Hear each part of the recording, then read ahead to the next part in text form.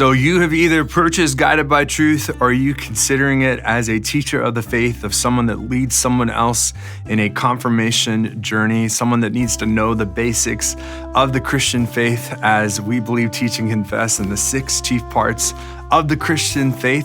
And you're asking, how do I use this new resource that CPH is talking about? Well, my biggest advice is to know this is just meant to be a great resource to be able to pass over to someone, whether it's one person or 100 people that are learning the faith for the very first time, so that they can go in their own time, at their own pace, be able to engage the truth that we know. Now, with that, know that this resource is going to point to 2 other resources that you're going to need along the way too. It's obviously going to point to the Word of God, so everybody's going to need their own Bible.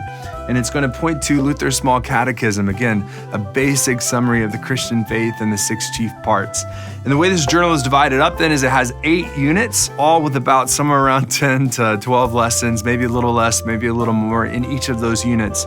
Again, for a student to be able to walk through at their own time and their own pace. And you as the teacher, the biggest thing to keep in mind is that you're the accountability person. So you're the one that gets to say, okay, after you finish unit 1, I have this assignment for you. Again, there's some extra resources to help you that you get to make your own. You can invite not just parents along for the ride or maybe sponsors, because again, this doesn't have to just be used for younger people. It could be used for anyone learning the faith for the very first time. But you as the leader, right? Think about that kind of a schedule. If you have 8 units, every single year, or whatever your timeline looks like. Maybe you have just very rarely someone that's coming in that needs to learn the basics of the Christian faith. This is a great resource to pass over to them and say, okay, in a month, we'll talk about unit 1.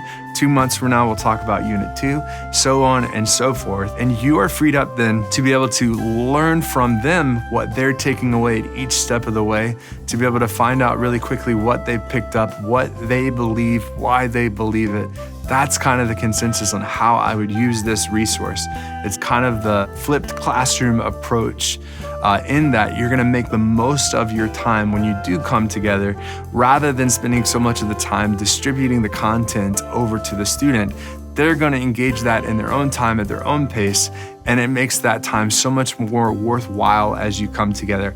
I believe that you can utilize this in such a way that it can be completed in 1 school year. That's certainly our experience as we have utilized it. But again, it is entirely in your hands. It's a very adaptable resource for you to use in the uniqueness of your context and the way that your congregation passes along the faith.